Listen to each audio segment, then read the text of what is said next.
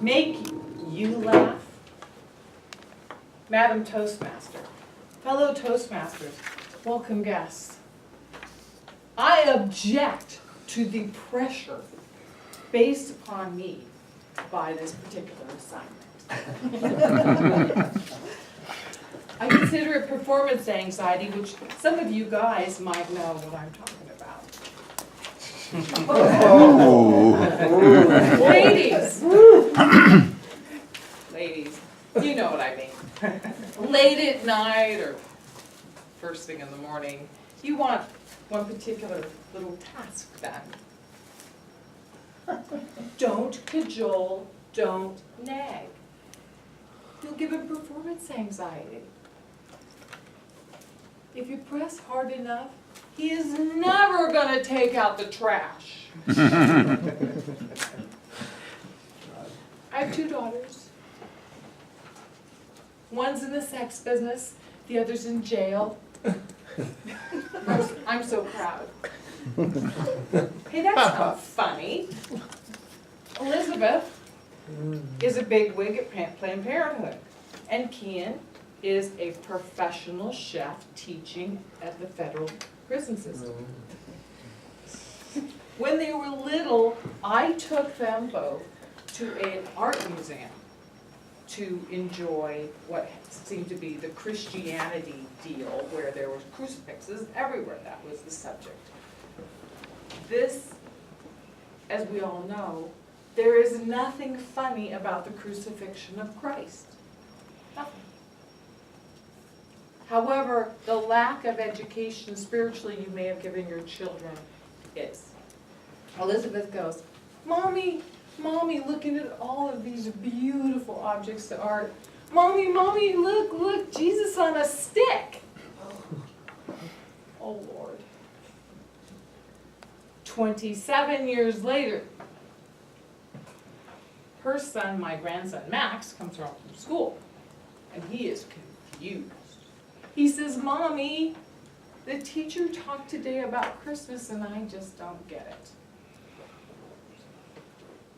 I know they're delicious and all, but I just don't think Cheez-Its are the reason for the season. The apple doesn't grow on the tree at our house.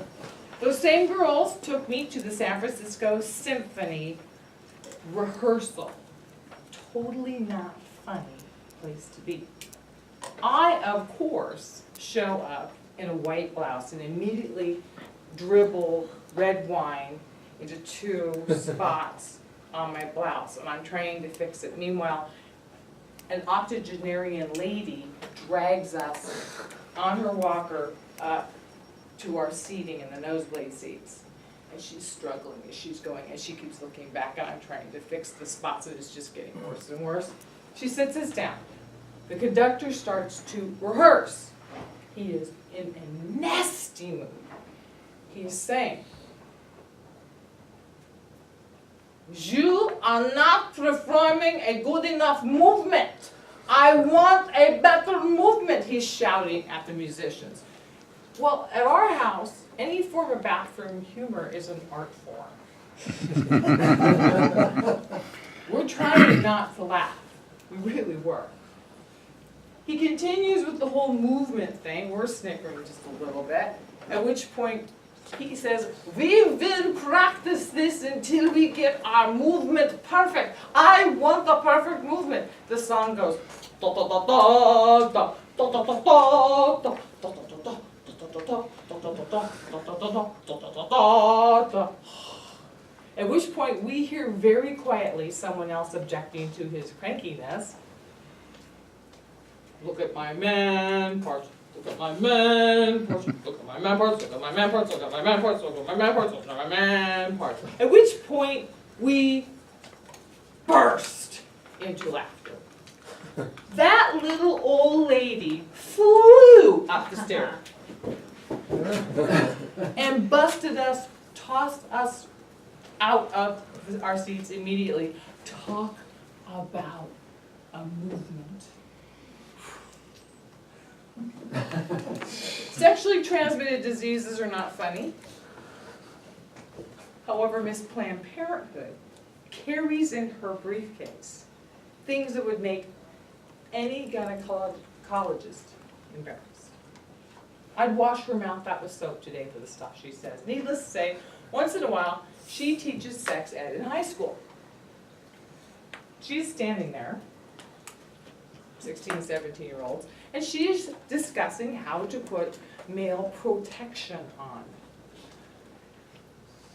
She says, this is what you do and this is how you do it. Where a young man goes, you do not have one of those wonderful or large enough to fit on this jump.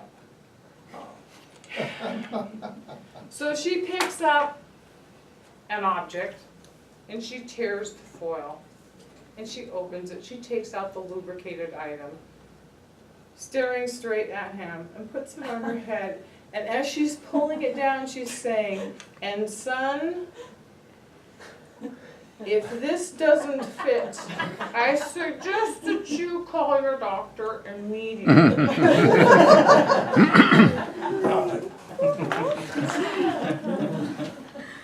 Terminal illness isn't funny. You can agree with that. But my late husband, when he was dying of cancer, we decided to stay in the denial phase. So as the boss, he would drink down a jug of morphine, didn't get in trouble because he was the boss, and he'd lie there when it was terribly painful on the floor and conduct office meetings. Just for fun, he would sometimes lie there and gesticulate madly and then pretend he's dropped into unconsciousness. He thought it was funny. His secretary gave me a phone call and she said, Mrs. Williams, honestly, he'll lie there like he's really a corpse now. So what do I do when he actually does die? And I said, did you read your contract? I read mine. Mine says till death do us part and I'm done. Job over. Yours, however, says blah, blah, blah, blah, and other duties befitting your job. And I said, so the bottom line is, once he's gone, he's your problem. And with that, I want you to know that laughter is joyful, and I expect you all to attempt these things with a piece of toilet paper dragging from your shoe, because that is funny.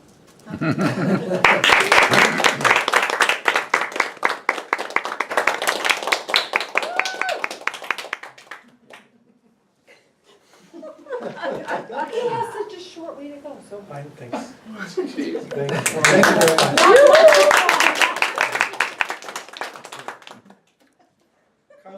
Kyle made a seamless transition from competent communicator to the advanced manuals as she's just plowing through this entertaining speaker series. The speech was titled, Hey, That's Not Funny. And I think most of us will agree that it was a funny speech. She was worried that it wasn't going to come off that well. I looked around the room. Part of my job as the evaluator was to see how the audience took it. And except for the beginning, everybody was pretty much chuckling. And the only reason they weren't is because they were guys, and you were talking about performance anxiety. So it had the intended effect. But overall, everyone was entertained throughout the speech. I'll show you my notes. So I have all these pluses, right? I usually do plus, plus, minus, minus, and then I group them at the end so I can do the sandwich method. But I just had I had pluses here for so many things that you did to your speech. So I'm going to cover those briefly.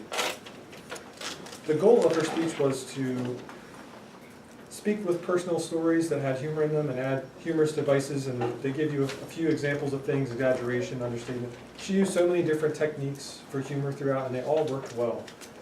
She started with some inappropriate stuff to get you on edge, and you start talking about performance anxiety, and then, oh, he'll never take the trash out. That was great. You twisted that to perfection. The way you use juxtaposition throughout. One daughter is in the sex business, the other one's in jail. Perfect.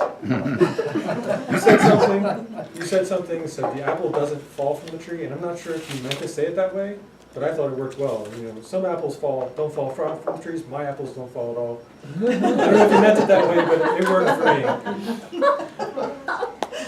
me. She does something which I am not very good at, and I appreciate it when I see, is that she used her body and she used the stage. She was talking about bum, bum, bum, bum. Like, I don't do that stuff, but it works for you.